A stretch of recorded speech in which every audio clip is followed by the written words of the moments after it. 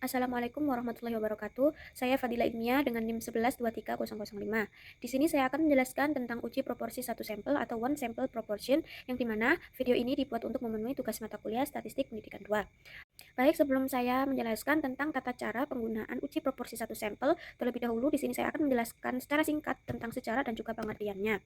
Baik, statistika berkembang dari kebutuhan manusia untuk mengumpulkan, mengolah, dan menafsirkan data secara sistematis. Seiring berkembangnya penelitian kuantitatif, para ahli mengembangkan berbagai metode untuk menarik kesimpulan tentang populasi berdasarkan sampel. Salah satunya yaitu uji proporsi satu sampel atau bisa disebut one sample proportion test.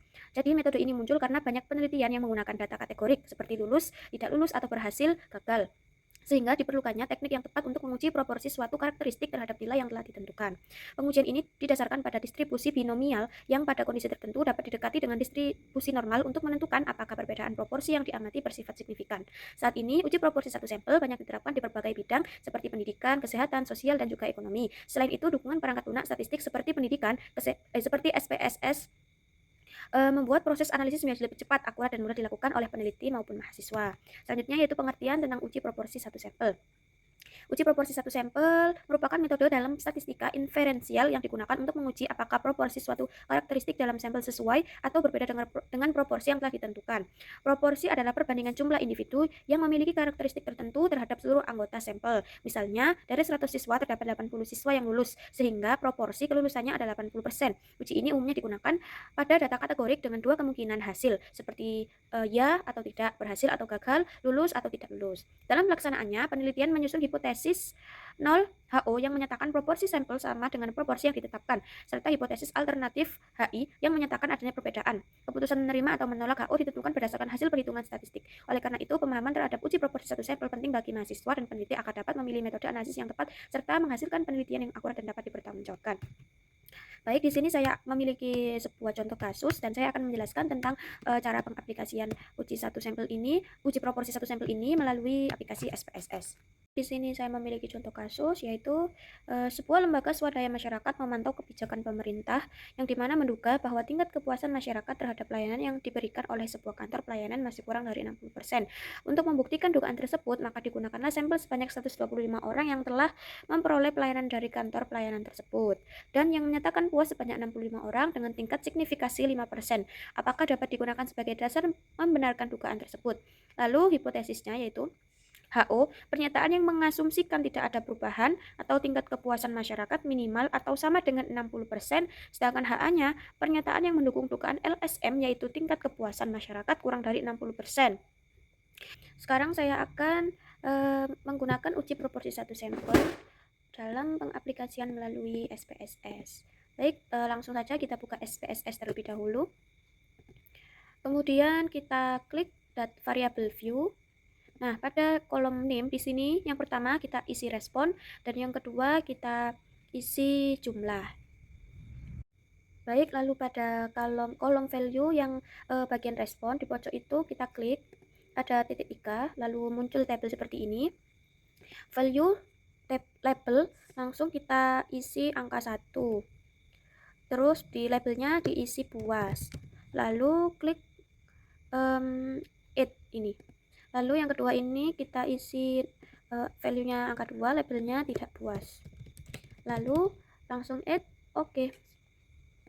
Lalu kita kembali ke data view dan untuk kolom pertama di bagian respon itu kita klik angka 1 dan di kolom kedua kita klik angka 2. Nah, nanti di situ akan secara otomatis muncul data yang sudah kita atur tadi. Maksudnya kayak muncul puas atau tidak puas. Lalu kita atur jumlah orang yang puas. Tadi yang puas itu ada 65 dan yang tidak puas ada 60. Lalu kita klik data. Terus pilih yang paling bawah itu tulisan wages. Terus klik tulisan wages by dan pindah respon ke kolom frekuensi variabel. Lalu oke.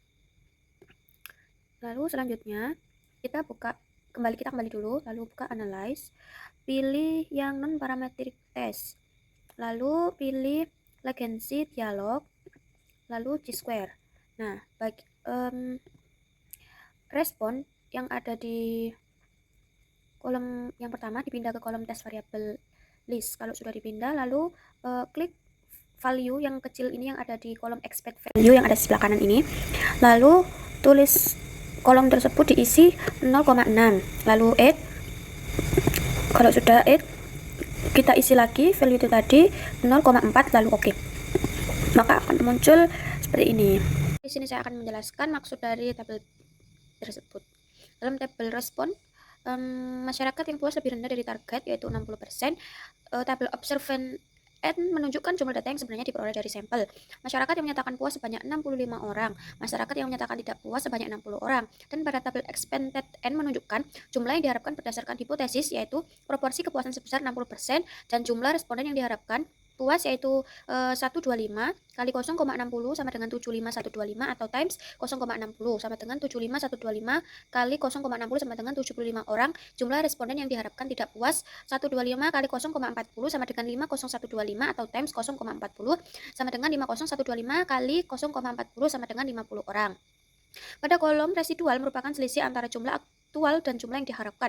Responden puas memiliki residual minus 10, artinya yaitu jumlah yang puas 10 orang lebih sedikit daripada yang diharapkan. Responden tidak puas memiliki residual 10, artinya jumlah yang tidak puas orang lebih banyak daripada yang diharapkan. Selanjutnya pada tabel C-square yaitu 3,333 yang menunjukkan besarnya perbedaan antara frekuensi yang diamati dengan frekuensi yang diharapkan. Nilai DF-nya itu 1 karena hanya terdapat 2 kategori respon yaitu puas dan tidak puas. Nilai asimsik p-value-nya 0,068 itu merupakan tingkat signifikasi hasil pengujian. Lalu nilai ini kemudian dibandingkan dengan A sama dengan 0,05 karena O 0,068 lebih besar dari 0,05 maka HO diterima dan HA ditolak. Hipotesisnya di sini HO sama dengan mu lebih besar daripada 0,6, HA mu lebih kecil daripada 0,6. Nilai kritisnya Z alpha DF-nya sama dengan minus 1645. Lalu nilai hitungnya Z sama dengan akar dari C square akar 3,333 sama dengan minus 1826. Keputusan sama dengan Z hitung lebih besar daripada Z kritis sehingga keputusannya adalah menerima HO atau SIG lebih besar daripada alpha sehingga keputusannya adalah menerima HO. Jadi kesimpulannya yaitu berdasarkan output SPSS maka diperoleh nilai asimsik bersebesar 0,068 karena nilai tersebut lebih besar dari taraf signifikasi 0,05 0,068 lebih besar dari 0,05 maka HO diterima dan HA ditolak. Hal ini menunjukkan bahwa tidak terdapat perbedaan yang signifikan antara proporsi kepuasan masyarakat yang diamati dengan proporsi acuan sebesar 60%. Dengan demikian dugaan bahwa tingkat kepuasan masyarakat kurang dari 60% tidak dapat dibuktikan sehingga tingkat kepuasan masyarakat masih dapat dianggap mencapai 60%.